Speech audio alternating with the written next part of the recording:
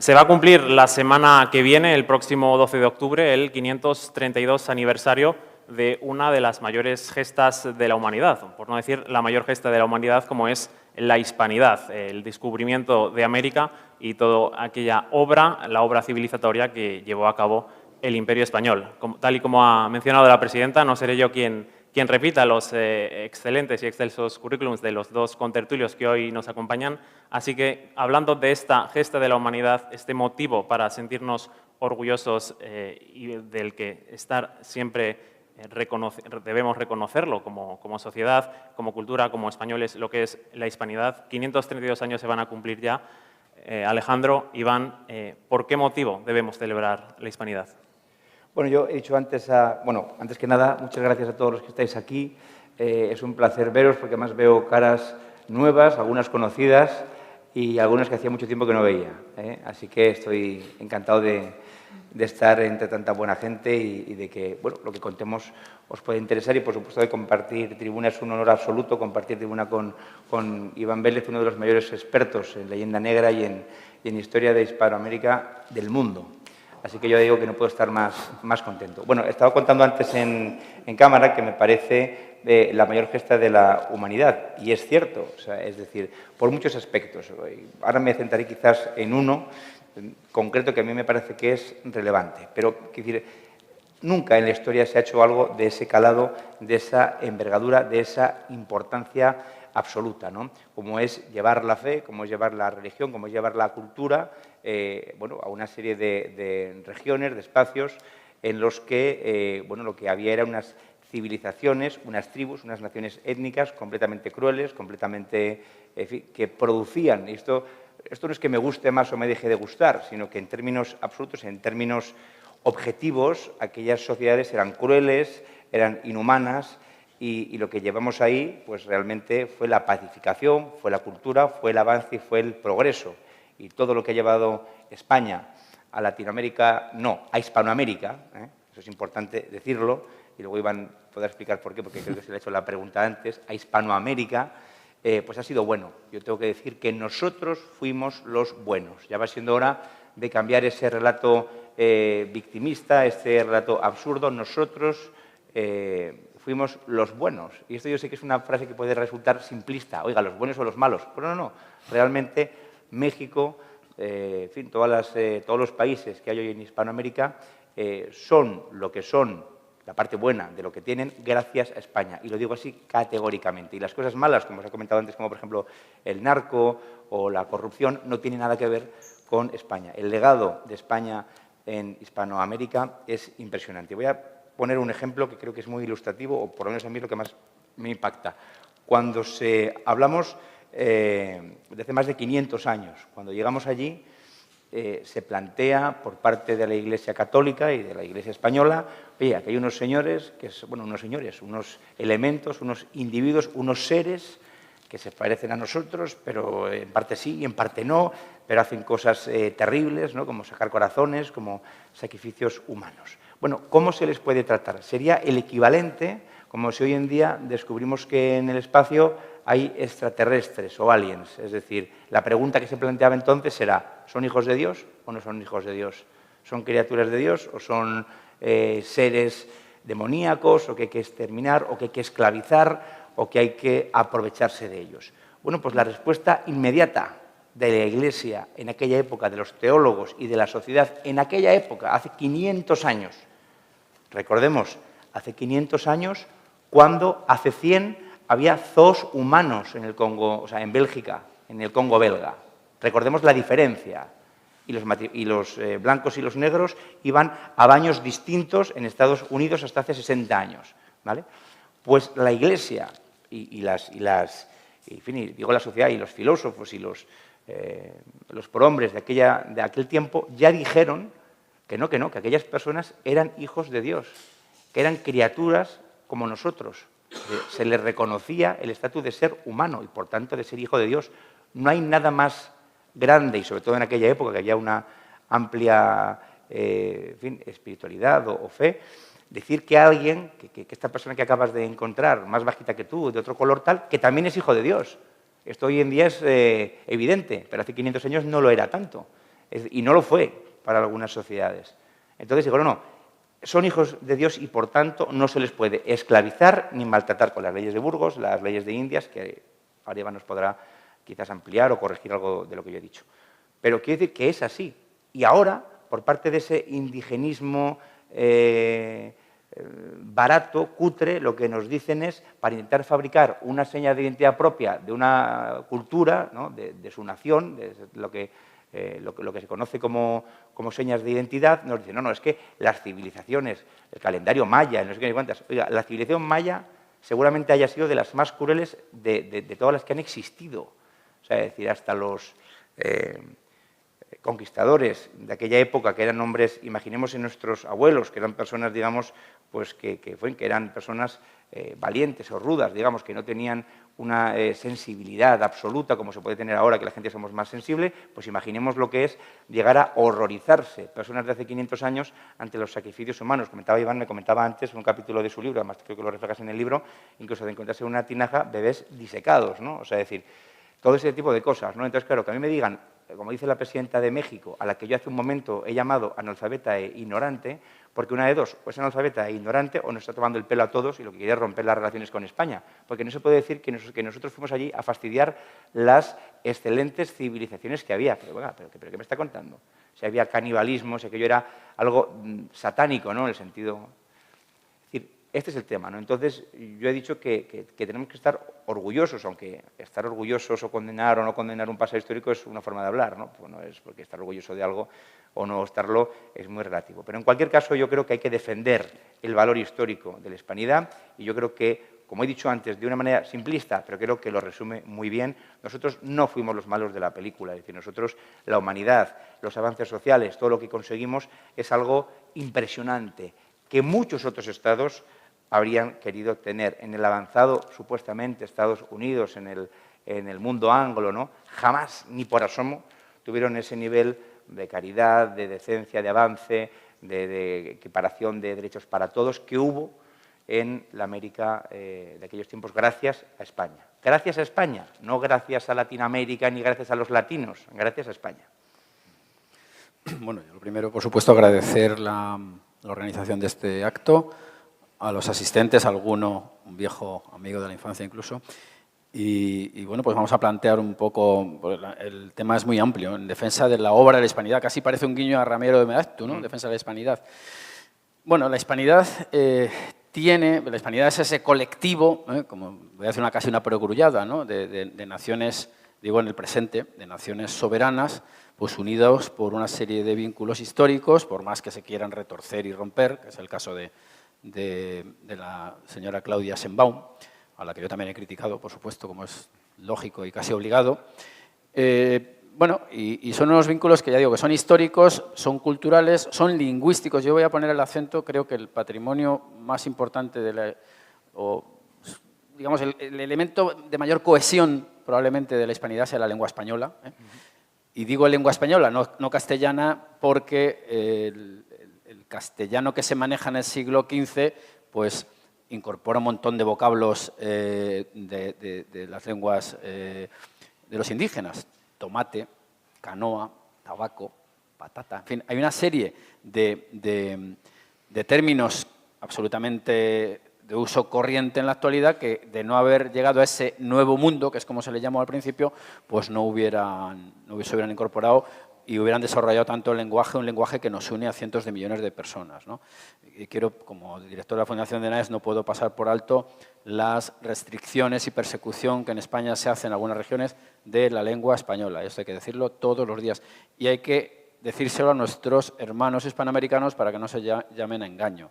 En España se impide la escolarización de niños en lengua española, por inaudito que parezca. Pero bueno, más allá de que esto es un elemento central, lo cierto es que el 12 de octubre de 1492, una flota española, porque claro, aquí se pone el acento en Colón, precisamente, y esto muy poca gente lo sabe, muchas de estas estatuas que ahora están derribando las erigen colectivos italianos precisamente para desmarcarse de la obra española. Y eso tiene que ver un poco con lo que decía Alejandro Nolasco, en el sentido de que eso va conectado al término Latinoamérica, que lo que trata es, y sabemos perfectamente cuándo entra en circulación, que es en el siglo XIX, en ambientes no precisamente muy católicos, ya saben ustedes a lo que me estoy refiriendo, pues para diluir la huella española en una colectividad más amplia que sería lo latino, pues para incorporar el elemento francés, el elemento italiano. Entonces, es por eso por lo que existe ese auge de estatuas de Colón en ese momento, lo cual no quiere decir que yo quiera que las derriben en absoluto, pero que se entiendan los mecanismos por los cuales se llega hasta aquí, porque la historia es un campo de batalla, por mucho que nos guste, y yo mismo me he sumergido en muchos legajos y documentos y tal, pero son los legajos que han llegado a la actualidad. Es decir, que lo que conocemos, y esto voy a decir una cosa muy ordinaria, ¿no?, pero hay que repetirla, ¿no?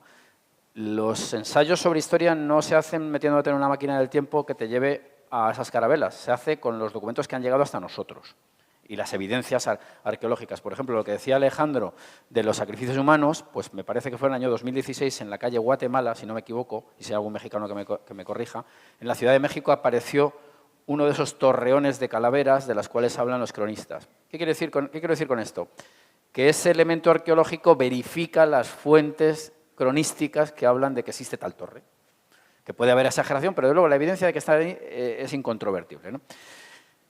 Volviendo un poco al tema que nos ocupa.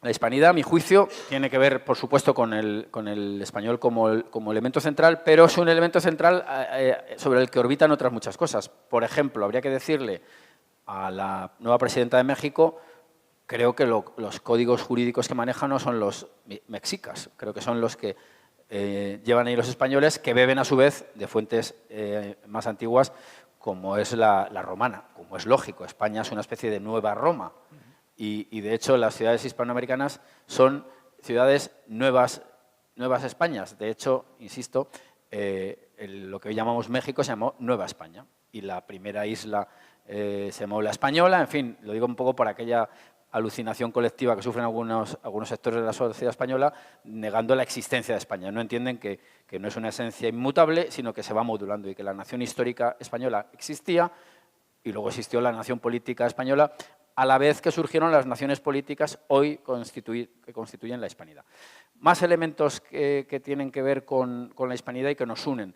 Bueno, ya sabemos todos que hay una amplia penetración ahora mismo de las iglesias evangélicas, que no dejan de ser cristianas también.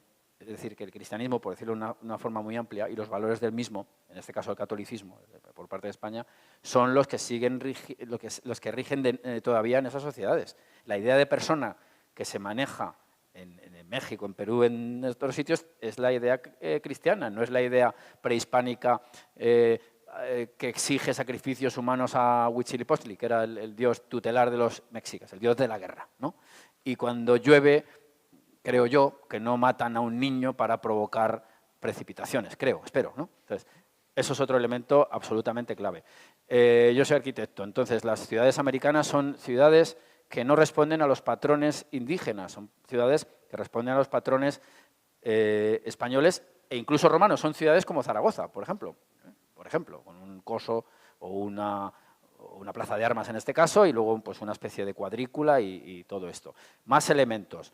Pues la economía que se pone en marcha no tiene nada que ver con la que había antes de la llegada de los españoles.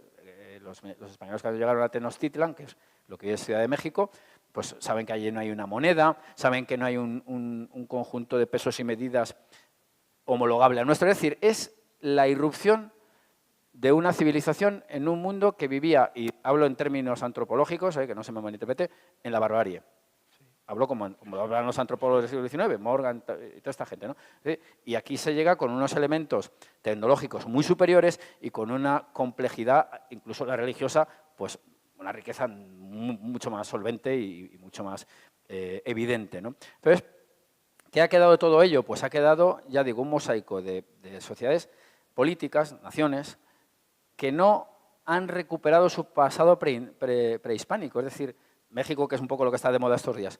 México, con el plan de Iguala, que por cierto dice que México es una nación católica, a ver cómo encajas eso con Moctezuma, eso es imposible. Por cierto, una que me he acordado por el camino, cuando hablabas, Hernán Cortés cuando subió a una de las pirámides dice, en verdad aquí está la silla del demonio. Claro, porque vio un adoratorio lleno de salpicadura. Decía que había varios dedos de gordor, me acuerdo de la palabra, de espesor de las salpicaduras de la sangre, reseca. Siento, es una hora, acabamos de comer, pero bueno, hay que decir las cosas, ¿no? Espero que no se me alteren, ¿no? Es decir, que el espanto que produjo en los españoles fue tremendo. Si ustedes leen la obra de Bernaldía del Castillo, yo como diría ahora Paco Umbral, vengo a hablar de mi libro, pero hay que leer otros libros también, ¿no?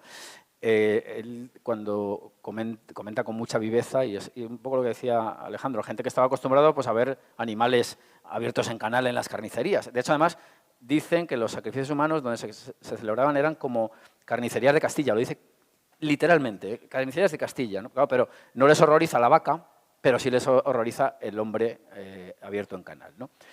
Bueno, pues Bernaldía del Castillo, después de la Noche Triste, esto es una cosa verdaderamente impresionante, los mexicas capturaron una serie de españoles en esa huida y fueron dosificando sus sacrificios humanos, ¿no? Y dice que desde fuera de la laguna ellos veían como en el alto del Q, así le llamaban a las pirámides, les extraían el corazón y veíamos como sus corazones bullían. Son palabras textuales. Es decir, esta es la realidad a la que yo supongo que ni Andrés Manuel López Obrador ni Claudia Sheinbaum querrán volver. Porque si ese es el paraíso terrenal, yo me bajo inmediatamente de ese paraíso, ¿no? Entonces, volviendo, y para acabar en esta intervención que está siendo un poco larga, el mundo, lo que hoy se llama hispanidad, que ha perdido alguna de sus piezas, por ejemplo, Filipinas. Filipinas conserva el elemento católico, son los más católicos, el mayor número de católicos del mundo, sin embargo, ha sido erradicado con una maniobra de Estados Unidos el español. Por lo tanto, ahí se desmarca probablemente, ¿no? Ahí están las dos esferas, la política y la religiosa. Por lo tanto, termino, las naciones hispanoamericanas son producto, entre ellas la nuestra, España, de las transformaciones del imperio español, con sus virreinatos, con sus reinos, con sus diferencias evidentes, porque es el antiguo régimen, y eso es lo que nos une, ese sustrato común, y es completamente suicida tratar de buscar artificiosamente, apoyándose en fantasías, las diferencias. Eso es lo que yo diría así para empezar a hablar. Al hilo de lo que ha mencionado antes el señor Nolasco sobre que nosotros éramos los buenos y la mención que hacía Iván a Ramiro de Maeztu, sí que les quería trasladar a nuestros dos contertulios una frase de Ramiro de Maeztu, el ideólogo, uno de los ideólogos de la generación del 98, en su libro Defensa de la Hispanidad, para que nos puedan comentar. Esta frase dice así: no hay nación más reacia que la nuestra a admitir la superioridad de unos pueblos sobre los otros o de unas clases sociales sobre otras. Los españoles no nos hemos creído nunca pueblo superior. Nuestro ideal ha sido siempre trascendente a nosotros. Lo que nos hemos creído superior es en nuestro credo en la igualdad esencial de los hombres. Yo creo que es evidente, o sea, decir, ahí está Bartolomé de las Casas, o sea, es un poco lo que comentaba yo al principio, ¿no? O sea, es esa idea de este señor que está arrancando corazones, que está sacrificando bebés, que los diseca y tal, es hijo de Dios también. O sea, imaginemos eso, ¿eh? Imaginemos lo que luego pasó con el Imperio Inglés, por ejemplo, en las colonias. En fin, o sea, decir, ojo, es que es un avance importantísimo. Y eso es cierto, es decir, lo único que el conquistador español veía que estaba por encima no era su clase social, no era su condición de hijo de Dios, o sea, de igual a igual, sino su fe. Su fe cristiana católica, que sí que consideraba que era el instrumento de salvación y, por tanto, tenían interés, eso también es importante, querían interés en que los indígenas se salvasen, que se bautizasen y que se salvasen y que fueran al paraíso. Es que es muy fuerte, o sea, parece que no, pero es que es muy fuerte. O sea, igual que en el Imperio Inglés se solucionaba pegándole 2 tiros y ya está. O sea, aquí no, aquí quiere que esa persona que está arrancándole un corazón vivo, que está disecando un niño, quiere que además se convierta a la fe verdadera y se salve su alma. O sea, es decir, no hay nada mayor que se puede desear que otra persona pueda disfrutar de la vida eterna y de la compañía de Dios. ¿Por qué hablo en este sentido teológico? Porque evidentemente, o sea, es la época, o sea, es decir, evidentemente no nos podemos sustraer a si fuera una sociedad laica, o sea, una sociedad profundamente religiosa y profundamente católica, ¿no? Por eso yo creo que lo que dice Ramiro de Maeztu es así. No es que nos creyéramos que éramos más guapos, que éramos más listos, que éramos más... No, nos creíamos que teníamos algo superior a ellos, que era nuestra fe católica. Y que además queríamos dársela. Queríamos compartirla con ellos para que ellos también pudieran salvarse sus almas por toda la eternidad. O sea, vamos a intentar ver hasta qué punto la generosidad infinita, ¿no? Luego se habla, hombre, pero es que hubo algún episodio de violencia. Hombre, siempre ha habido episodios de violencia en la historia. episodios puntuales de violencia. Pero de ahí a decir que todo fue una continua espiral de violencia, eso es una mentira y eso luego imagino que profundizaremos un poco más en eso, en la leyenda negra, que no es más que propaganda absolutamente y hacer a veces de la excepción la generalidad. Sí, bueno, yo creo que lo que avala lo que dice Nolasco son, por ejemplo, las instrucciones que dan a los virreyes. El virrey era una especie de doble del rey, ¿eh? El enviado, su representante. Había virreyes también en España, por cierto, también se olvida. Sí. Las instrucciones son muy interesantes porque vamos a entender que aquella sociedad, aunque hubo un gran mestizaje, que esa quizás es una de las grandes obras de la Hispanidad, lo cual demuestra la aceptación del otro, ¿no? Ese mestizaje no existió, por ejemplo, al norte de lo que es México. Ya sabemos que ahí las discriminaciones y el destino manifiesto y todas esas fantasías que ellos mismos elaboraron para justificarse, ¿no? El Imperio Español se mezcló, además deliberadamente.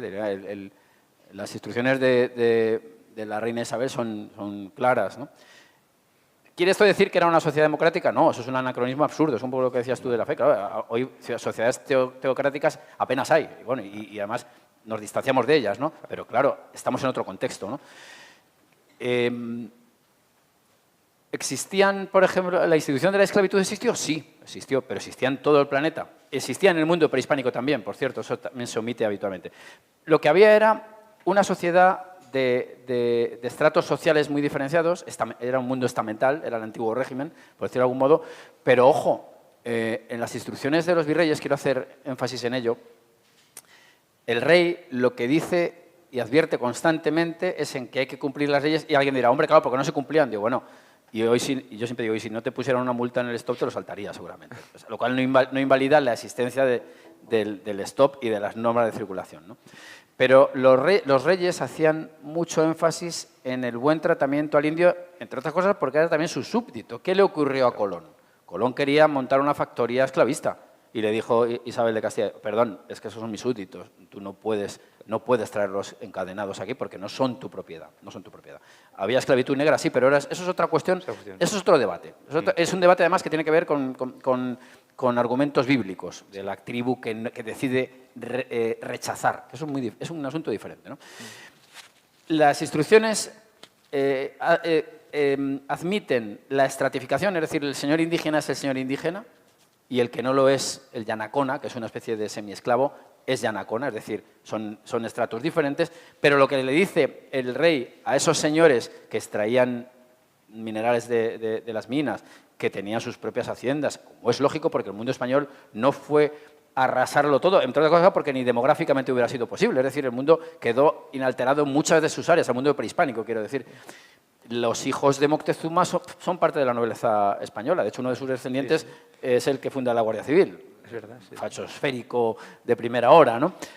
La nobleza incaica, y esto en el libro que hoy, por cierto, sale a la venta, una cuña publicitaria que hay que hacer, la conquista del Perú, en busca de fama y fortuna, fama en el sentido no de Belén Esteban, sino fama de conocimiento público y fortuna, pues el enriquecimiento que todo el mundo ha buscado, y la fama pues es una fama con afán trascendente. Bueno, pues elaborando el libro, mirando en el archivo de Indias, aparecen muchas pagas vitalicias a hijos de los emperadores incas. Es decir, se respeta la relación señor-vasallo, pero no viene condicionada por el color de piel.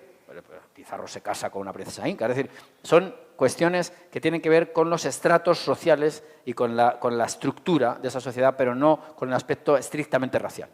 Y yo creo que eso también hay que ponerlo sobre la mesa y esgrimirlo como argumento, como tú bien has dicho, frente a unos Estados Unidos, pues de los cuales es famoso el episodio de la mujer esta negra que dice, no, hoy estoy cansada, me voy a sentar en el autobús y tú no me vas a quitar de aquí por muy blanco que te pongas, ¿no? O sea, que esas cosas dan una visión mucho más realista de lo que fue aquello, mucho más compleja, no se debe caer en la simplificación, no se debe caer tampoco en... Tienes también razón, el orgullo es una forma muy psicologista, sí. Pero bueno, como mínimo, no ceder. Yo, orgullo o no orgullo, como mínimo, no ceder ante argumentos falaces. Eso es. Totalmente de acuerdo. Y aún así, el próximo 12 de octubre sabemos que será, entre otros, quienes defendamos la hispanidad en redes, y también estará el hashtag, el trending topic, nada que celebrar. ¿Por qué esto sigue sucediendo a día de hoy?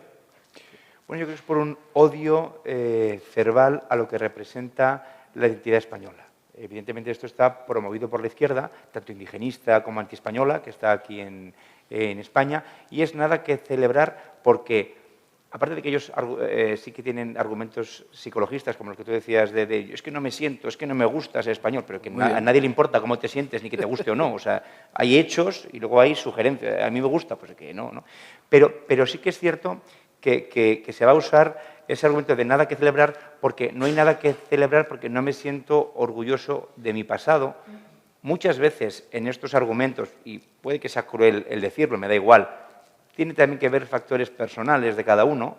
Hay personas a las que yo he encontrado profundamente amargadas que dicen, nada que celebrar, pero son personas que están a la gresca con todo y tal, o sea, y todo les parece mal. O sea, factores personales, que luego hablaremos un poco de la memoria personal y de la leyenda negra y la memoria tal, factores de odio a lo que significa España, a lo que ha significado España. Evidentemente, si España ha sido el principal propulsor del catolicismo y del cristianismo en el mundo, y a ti no te gusta el cristianismo, el catolicismo, ni siquiera como sistema de moral o de ideas tal, pues evidentemente no vas a querer tener ese pasado. Es decir, es una forma de decir, no me gusta este pasado, no me gusta que mi pasado haya sido católico, no me gusta que mi pasado haya sido cristiano, no me gusta que mi pasado haya sido un pasado pues con el español también, con el tema de la lengua, ¿no? Que haya expandido el español por todo el mundo y no el bable o el vascuence o lo que sea, ¿no? Es decir, entonces, nada que celebrar y luego ya factores personales, ¿no? Ya digo que hay gente que, oye, que es que está a disgusto con todo, ¿no? Pues nada que celebrar. Yo tampoco soy partidario, como dice Iván, de celebrar en según qué sentido, sino simplemente de conmemorar, de recordar. Bueno, está bien recordar para dar esa batalla cultural que hemos comentado antes, ¿no? Pero yo creo que ese nada que celebrar simplemente es de la izquierda y de la extrema izquierda, y a veces también, digámoslo, de una centroderecha o de una derecha que ya no es derecha o que es cambiante o socialdemócrata, en que tampoco quiere celebrar nada porque ya no se reconoce ni como católica, ni como cristiana, ni como defensora del español, ni como defensora de los valores cristianos que todos conocemos, ni de la familia tradicional, ni de nada. Entonces, cuando ya estás fuera de todo eso, evidentemente no tienes nada que celebrar ni que conmemorar. Bueno, yo matizo, yo sí lo celebro, quiero decir que lo celebro. Sí. Y lo celebro, pero yo lo celebro, yo diría casi también a la contra de los que no lo celebran, porque son argumentos tan ridículos, tan completamente estúpidos que no van a ninguna parte. Entonces, por ejemplo, muchas de las izquierdas, como bien dices, su rechazo es a que el imperio, que yo siempre digo que el imperio español fue doblemente católico, católico en el sentido religioso y católico en el sentido de que católico significa universal, era la aspiración que se tenía. Claro, es tan absurda, es tan absurda esa exhibición de complejos que hacen el ridículo, porque muchos de los grandes debates en torno a la cuestión de la humanidad del indio se dan en ambientes clericales. Totalmente. Es que lo dan hombres de la Iglesia, no lo dan en fin, profesores de universidad, en fin.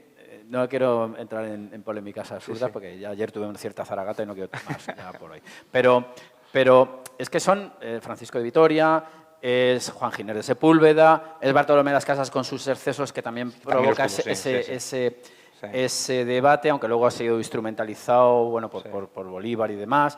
Sí. Entonces, son ellos, Francisco Suárez después, en fin, que son los grandes hombres que han construido gran parte del pensamiento actual, o las raíces del mismo. Es decir, y claro, como hay un autodesprecio por parte de muchos españoles con respecto a su pasado, del cual proceden, aunque lo quieran negar, pues llegan este tipo de nada que celebrar y absurdo y tonterías por el estilo. Quiero, por cierto, informarles que hoy Irene Montero ha vuelto a hacer el ridículo porque yo estaba allí hace ya tiempo, en el Palacio Nacional de México están los murales de Diego Rivera y ella cree que es puro realismo, y no se da cuenta que aquello es un elemento propagandístico enorme, con un componente negro legendario evidente, ¿no? Entonces, quiero decir que el problema que tenemos en España es que, dada la fractura del espectro político que hay, pues la izquierda España es un error histórico, España es una cárcel de pueblos, España ha dejado, por cierto, yo no sé cómo... Como problema, ¿no? Como problema, España como problema, no como solución nunca. Y luego, además, pues hay cosas alucinógenas, ¿no? O alucinantes, mejor que alucinógenas, ¿no? Que es o las dos cosas. Ayahuasca también. Ayahuasca también. Yo creo que hay consumo de ayahuasca encubierto. Vamos a ver, por ejemplo, el PNV, vamos a señalar con nombres y apellidos. No soy partidario, como diría el sermón del cura, ¿no? Pero el PNV, que tiene pues este rechazo a todo lo español, ya sabemos que yo no sé si está en nada que celebrar, si no está hasta a milímetros de ello. Sí. Señores, no hay expedición sin un vasco. Claro. Y Elcano creo que no lo hizo como autónomo, no hacía el trimestre. Es decir, son empresas estrictamente españolas. Entonces, ¿cómo renunciar a ello? ¿Cómo renunciar? Pues sí, es el autoodio, el autodesprecio el que les lleva a desmarcarse de una manera completamente artificial, porque eso es imposible, de aquello. Ese es nuestro pasado, de ahí venimos. Incluso dando un salto hacia atrás, venimos también, y voy a decirlo aunque suene polémico, venimos de construir una nación a la contra del Islam, guste o no guste. Totalmente. Guste o no guste. Totalmente. Y a la contra de esas naciones, a la contra de la idolatría y de la antropofagia de los sacrificios humanos. Guste o no guste, esta es la realidad, Claro, señores.